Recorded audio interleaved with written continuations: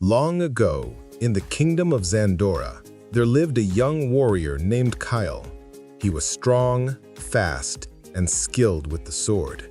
His name was whispered with admiration across villages, for he had won countless battles and saved his people from many dangers. Children played games pretending to be him. Blacksmiths boasted if Kyle carried their blades, and even the king's court spoke of his bravery.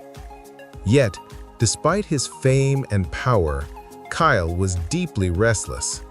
He had one enemy he could never defeat: his own mind. Every night, when silence filled his chamber, Kyle's thoughts would rage like a storm.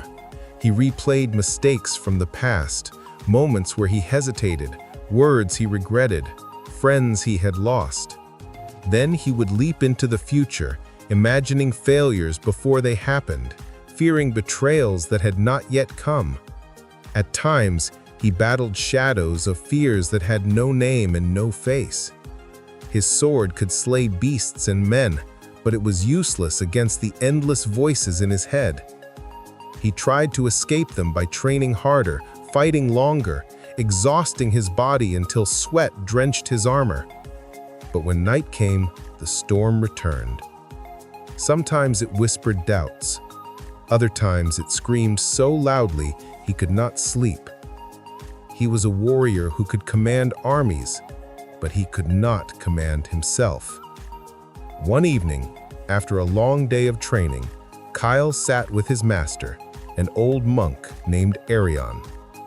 Arion had once been a warrior himself, a legend in his youth, but he had laid down his sword to follow a different path, a path of wisdom, silence, and inner strength. To Kyle, Arion was more than a teacher. He was the only man Kyle truly trusted with his heart.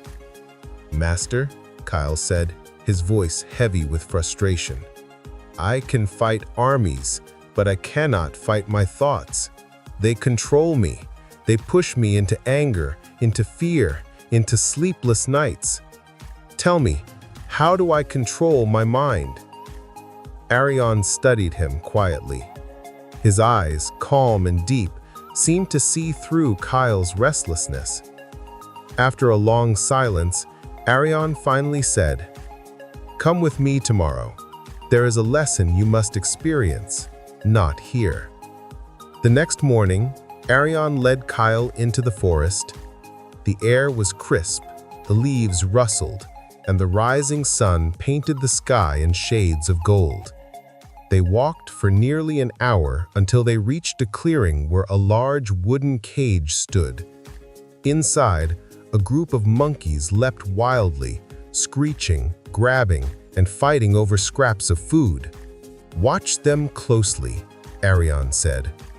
Kyle frowned. "What do monkeys have to do with my mind?" "Your mind is like these monkeys," the old monk replied. "One moment jumping to the past, another moment leaping into the future. One chasing anger, another clinging to fear. No discipline, no stillness, just noise." Kyle crossed his arms. "So, what should I do? Lock my thoughts in a cage?" Arion smiled. "Not lock them. Tame them." He threw a handful of fruit into the cage. The monkeys screeched louder, each trying to snatch more than the other. Chaos ruled. Then Arion did something strange. He stepped forward and placed one golden apple inside. Unlike the others, it shone in the sunlight. Slowly, the monkeys stopped fighting and turned their attention toward the apple. They calmed, their wildness shrinking into focus. "Do you see?" Arion asked. Kyle nodded slowly. "They focused on one thing." "Exactly," Arion said. "The mind is wild until it finds focus. If you want to control your mind, you must give it a purpose stronger than its distractions." That night, Kyle thought deeply about the lesson. For years, he had tried to fight his thoughts like enemies, but perhaps Arion was right. The mind was not to be fought, but to be guided. The next morning, Arion gave Kyle a task: sit beneath the old oak tree every morning and watch his breath. Nothing else, Arion instructed. Just breathe and watch. At first, Kyle found it unbearable. His mind wandered after seconds. Thoughts shouted, "This is boring. You're wasting time. Think of your next fight. Think of your glory. Think of what people say about you." He grew angry, frustrated, restless. He wanted to quit. But each time he remembered the monkeys. He remembered how they only calmed when given focus. So Kyle tried again and again and again. Some days he managed a minute of silence. Other days barely a few seconds. His legs ached, his back stiffened, and his pride whispered that such exercises were beneath a warrior. But slowly, very slowly, he noticed something. The storm inside began to soften.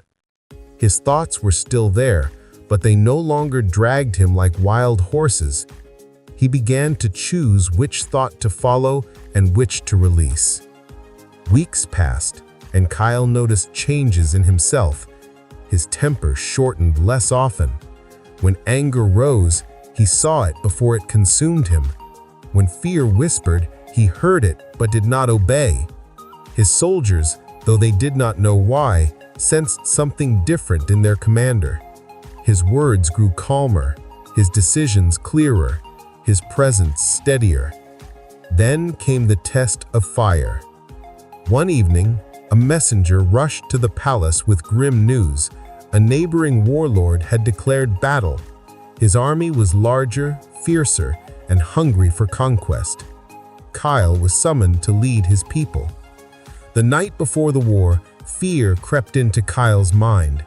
He imagined defeat, betrayal, death. The storm returned, louder than ever, and for a moment, Kyle felt like the same restless boy again. But this time, he did not fight it with anger. He sat in silence, closed his eyes, breathed slowly, and remembered the golden apple. "I choose where my mind rests," he whispered to himself. On the battlefield the next day, arrows flew, swords clashed, and chaos surrounded him. The air filled with screams and the clash of steel. Dust rose, blinding the eyes, and fear spread through the soldiers like wildfire. But Kyle remained steady. His breath anchored him, his mind focused, his heart unshaken.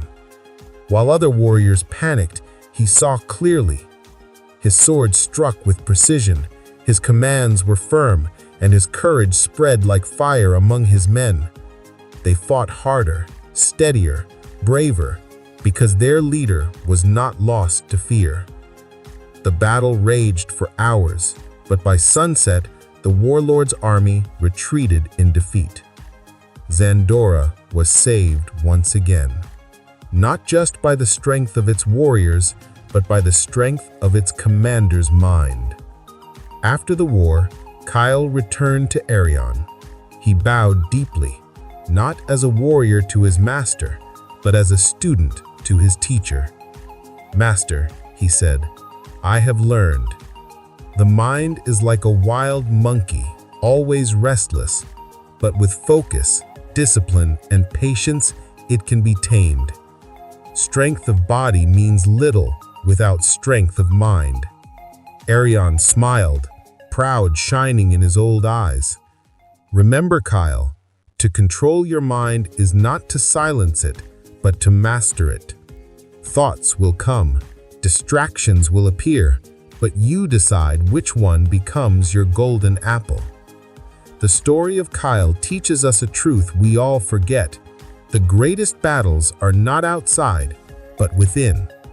Your mind will pull you in 1,000 directions: fear of tomorrow, regret of yesterday, endless noise that never stops. But you are not powerless. By training focus, whether through breath, meditation, writing, prayer, or meaningful work, you learn to choose which thoughts to keep and which to let go. Controlling your mind does not mean erasing thoughts. It means mastering where your attention rests. And once you master your mind, no storm in life can truly shake you. The warrior who learns to win within will never be defeated without. If this story inspired you, subscribe to Wisdom Life to uncover more life-changing lessons. Don't forget to like, comment, and share so others can grow too.